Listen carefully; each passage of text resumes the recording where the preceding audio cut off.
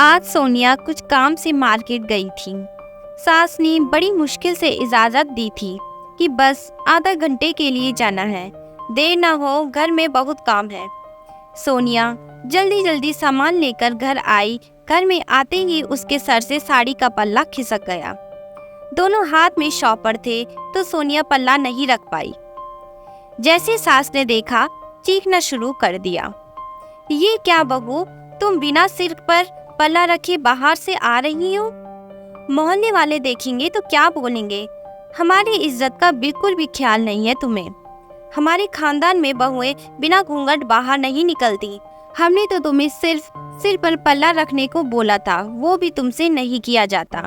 सोनिया के बाहर से आते ही सासू माँ पूनम जी ने तानों की बौछार करने लगी। सोनिया बेचारी चुपचाप उनकी बातें सुन ली, कोई जवाब नहीं दिया। सोनिया की शादी कुछ साल पहले राहुल से हुई थी। उसके ससुराल में सास ससुर, एक देवर, एक ननद और पति राहुल थे। ससुराल में सोनिया के लिए बहू वाले सारे नियम कायदे लागू थे। सुबह जल्दी उठना, रात को सारा काम निपटा कर सोना, सास ससुर की आवाज़ पर दौड़े आना, देवर नंदों की खाने पीने की फरमाइशें बिना देर किए पूरी करना। सोनिया ससुराल में सामंजस्य बिठाने की पूरी कोशिश करती, लेकिन उसे जरा सी भी गलती हो जाती तो पूनम जी बातें सुनाने लगती। उस समय वो गुस्से में सोनिया को कुछ भी कह देती। सोनिया अपने संस्कारों की वजह से चुप रहती और हमेशा कोशिश करती कि सासू माँ को शिकायत का मौका ना दे, लेकिन सासू माँ कभी खुश ही नहीं होती। हर बात, हर चीज में कोई ना कोई कमी निकाल लेती। सोनिया की मम्मी का जन्मदिन था, इसलिए सोनिया सासू माँ से कुछ दिन रहने की इजाजत लेकर मायके आई थी। बहुत दिनों बाद सोनिया ने खुली हवा में सांस ली थी। मायके आकर उसकी बहू की बेड़ियां टूटकर बेटी की पायल रुनझुन में बदल जाती थी। सोनिया माँ बाप के पास बहुत खुश थी। वो सोचती काश वक्त यही रुक जाए और उसको ससुराल न जाना पड़े। कुछ दिनों बाद राहुल सोनिया को लेने गया। उस वक्त अपने ससुराल वाले के लिए कुछ गिफ्ट लेने मार्केट गई थी। राहुल सोनिया का इंतजार करने लगा। इतने में उसकी माँ पूनम जी का फोन आया। पूनम जी बोली, कितनी देर में घर पहुंचोगे? वो, मम्मी, सोनिया थोड़ा मार्केट गई है, थोड़ी देर में आती होगी, फिर आते हैं। इतना सुनना था कि पूनम जी ने राहुल को ना जाने क्या क्या बोला कि उसके चेहरे पर गुस्सा और नाराजगी झलकने लगी और वो गुस्से से एकदम लाल हुआ जा रहा था। सोनिया के घर आते ही राहुल उसे भला बुरा कहने लगा। जब सोनिया के मम्मी पापा ने उसे समझाना चाहा तो गुस्से में उसने उनको भी बहुत सुना दिया। राहुल को अपने मम्मी पापा का अपमान करते देख सोनिया के आंसू बहने लगे। वो राहुल को कुछ कहना चाह रही थी, लेकिन सोनिया की मम्मी ने उसे चुप रहने का इशारा किया। मजबूरी में सोनिया चुपचाप सब सुनती रही। सोनिया से अपने माँ बाप का अपमान सहन नहीं हो रहा था। पूरे रास्ते दोनों ने आपस में बात नहीं की। घर में कदम रखते ही पूनम जी ने सोनिया को फटकार शुरू कर दिया। तुम्हें कहा था ना कि राहुल लेने आ रहा है, फिर तुम मार्केट क्यों गई? क्या मायके जाकर तुम अपनी मनमानी करने लगोगी?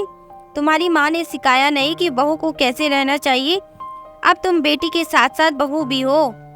सोनिया पहले ही राहुल के व्यवहार के कारण दुखी थी। आते ही सास के ताने सुनकर उसका सब्र का बांध टूट गया। मम्मी जी, मैं आप लोगों के लिए ही गिफ्ट लेने गई थी। मार्केट में भीड़ थी, इसलिए आने में देर हो गई और मेरी माँ ने मुझे बहुत कुछ सिखाया है, इसलिए मैं आज तक चुप थी। हमेशा आपकी खरी खोटी सुनी, मैंने कभी जवाब नहीं दिया। ये मेरी माँ के संस्कार ही थे, लेकिन आपने अपने बेटी को कुछ संस्कार नहीं सिखाया। मुझे लगता है कि कुछ चीजें आपको अपने बेटे को भी सिखानी चाहिए थी, क्योंकि संस्कारों की जरूरत बहू को ही नहीं, बेटे को भी होती है। उनका भी फर्ज होता है कि वो अपने बड़ों की इज्जत करे। बहू बनते ही लड़की के पाँव में संस्कारों के, रिवाजों के, शर्म के, हया के न जाने कितनी बेड़ियां पहना दी जाती है, लेकिन बेटा शादी के बाद भी वैसा ही रहता है। वो भी किसी का पति, किसी का दामाद, किसी का जीजा बनता है, पर उसके लिए कोई नियम नहीं। बहू को मुंह खोलने की मनाही है, लेकिन दामाद अपने सास ससुर को कुछ भी बोल सकता है। आप किसी संस्कार की बात कर रही हैं सासू माँ। इज्जत बस आपकी नहीं, मेरे माँ बाप की भी इज्जत है। कोई मेरे माँ बाप का अपमान करे, यह मुझसे भी बर्दाश्त नहीं, चाहे वह मेरा पति ही क्यों ना हो। मैं आपका पूरा सम्मान करती हूँ और आगे भी करती रहूंगी, लेकिन अब मैं बेड़ियों में नहीं बंधूंगी। मेरी अपनी इच्छाएं और ख्वाहिशें भी हैं जिनको बहू होने के नाते मुझसे छीन लिया गया है। पर अब मैं आज़ादी से रहना चाहती हूँ, खुलकर सांस लेना चाहती हूँ। इस घर के दकियानुसीद रिवाजों को तोड़ना चाहती हूँ ताकि आगे आने वाली बहू इस घर में खुलकर सांस ले सके। अपने को बेचारी बनाकर मैं खुद को अपनी और उनकी नजरों में नहीं गिराना चाहती। पूनम जी और राहुल सोनिया को हैरानी से देखते रहे। उनको सोनिया ऐसे जवाब देगी उन्हें उम्मीद नहीं थी। दोनों ने चुप रहना ही उचित समझा। शायद ऐसी गलती वो फिर कभी ना करे। उस दिन के बाद से सोनिया ने उस घर में अपने लिए जगह बना ली थी। अब वो गलत को बर्दाश्त नहीं करती क्योंकि वो बेचारी नहीं थी। अगर आपको हमारी कहानियाँ पसंद आती है तो प्लीज़ चैनल को लाइक, शेयर और सब्सक्राइब ज़रूर करें और कमेंट करके हमें ज़रूर बताएं कि आपको हमारी कहानी कैसी लगी।